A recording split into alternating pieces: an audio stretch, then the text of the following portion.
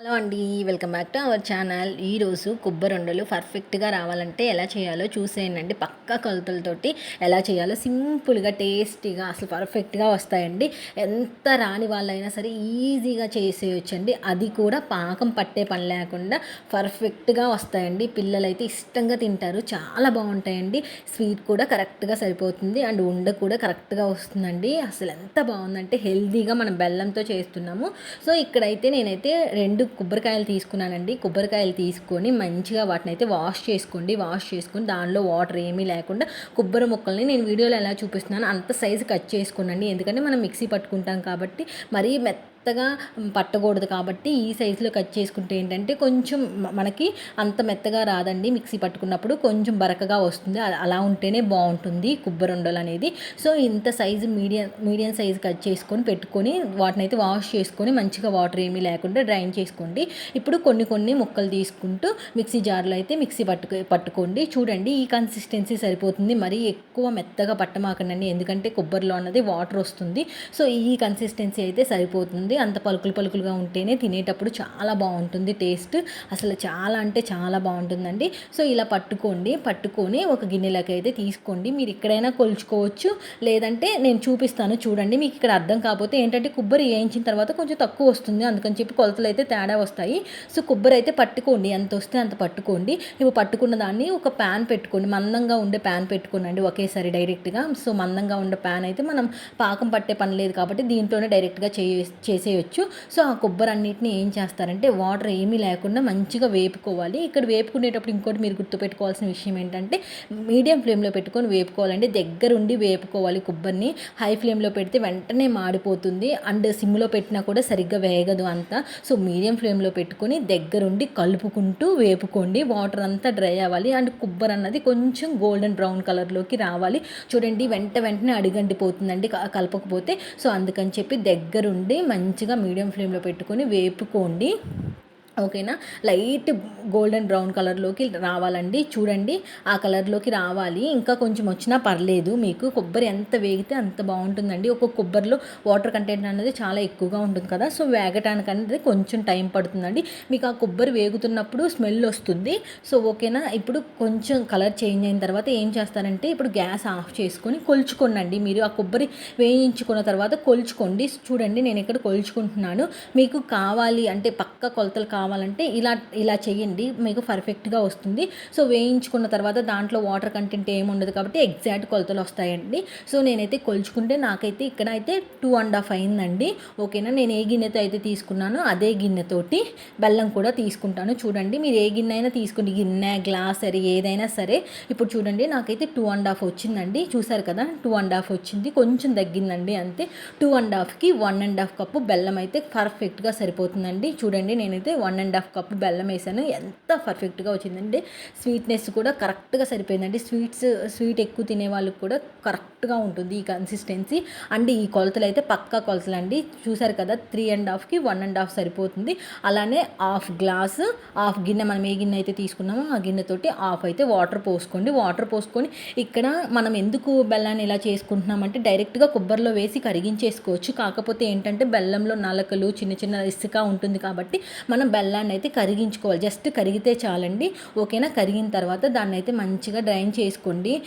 ఇలా చేయటం వల్ల ఏంటంటే దాంట్లో ఏదైనా నలకలు ఉంటే చిన్న రాళ్ళు ఉన్న ఇసుక ఉంటుంది కదా బెల్లంలో, తెలియకుండానే వస్తుందండి ఇసుక.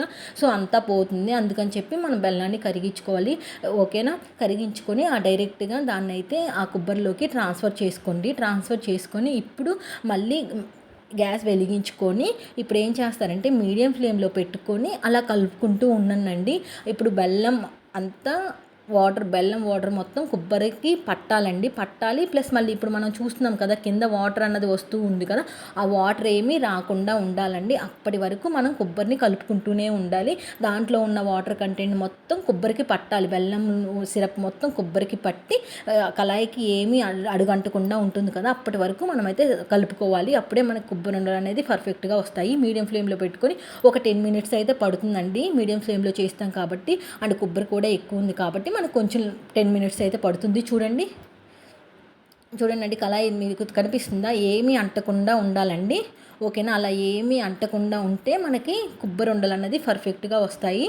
చూడండి కళాయి నుంచి కూడా అంతా విడిపోతుందండి, ఏది అతుక్కోదు అసలు. మనకి వాటర్ అంతా కొబ్బరి అన్నది పీల్చుతుంది అండ్ పాకంలాగా వస్తుంది. అసలు ఎంత బాగుంటుందంటే అసలు చాలా అంటే చాలా బాగుంటుందండి.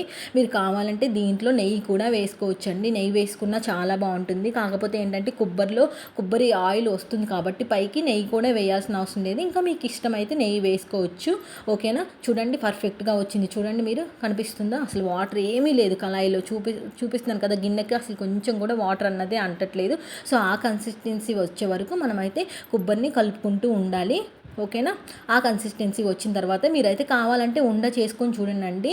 ఉండ మనకి కడుతుంది అంటే మనకైతే రెడీ అయినట్టు. చూడండి నేను చూపిస్తున్నాను చూడండి, వీడియోలో కాలుతుందండి ఈ టైంలో, అందుకని చెప్పి మనకి తెలియదు. సో మనకి వాటర్ అన్నది అసలు ఏమీ లేకుండా ఉంటే పర్ఫెక్ట్గా వచ్చినట్టే. అసలు ఉండ కూడా కరెక్ట్గా వస్తుందండి మనకి.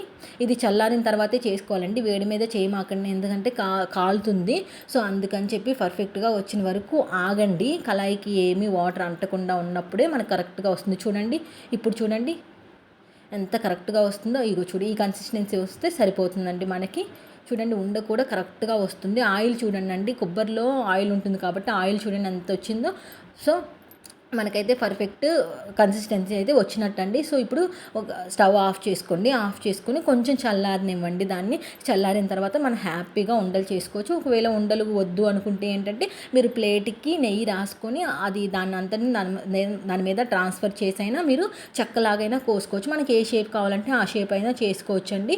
సో మంచిగా ఉండలు చేసుకుంటే ఏంటంటే పర్ఫెక్ట్గా చాలా బాగుంటాయండి, పాకం కూడా ఎండిపోకుండా బాగుంటాయి లడ్డూలు అన్నది. సో చూడండి అసలు ఎంత రౌండ్గా ఎంత బాగా వస్తాయోనండి. అసలు కొంచెం ఆరిన తర్వాత చేసుకోండి ఉండలు, చాలా బాగున్నాయండి. టేస్ట్ అయితే సూపర్గా వచ్చాయి. అసలు ఇలా కనుక మీరు చేసుకుంటే కనుక పిల్లలైతే ఇష్టంగా తింటారు. మనకి ఎంత సైజు ఉండలు కావాలంటే అంత సైజు తీసుకేసుకోండి, అంతే అండి. చూడండి కళాయికి కూడా అసలు ఏమీ అంటదండి, అడుగు కూడా అంటదు, పర్ఫెక్ట్గా మొత్తం వచ్చేస్తుంది.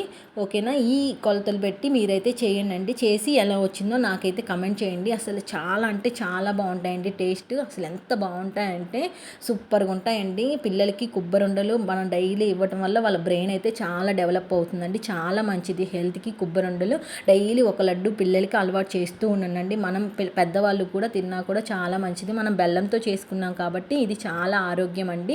అసలు కొబ్బరి మనకి డైలీ లైఫ్లో ఉండేటట్టు చూసుకోండి. ఓకేనా, చాలా అంటే చాలా బాగున్నాయండి టేస్ట్. అసలు ఎంత బాగున్నాయంటే అసలు నిజంగా చాలా పర్ఫెక్ట్గా వచ్చాయండి. అసలు పాకం పట్టే లేకుండా ఇలా డైరెక్ట్గా మనం మంచిగా వెంటనే చేసేసుకోవచ్చండి. పిల్లలకి మంచిగా ఇలా స్నాక్స్ చేసి పెడితే ఏంటంటే వాళ్ళు చాలా ఇష్టంగా తింటారు, హెల్త్ కూడా వస్తుంది. ఇంకా మీకు ఎలాంటి రెసిపీస్ కావాలో నాకైతే కమెంట్ చేయండి. Thank you for watching.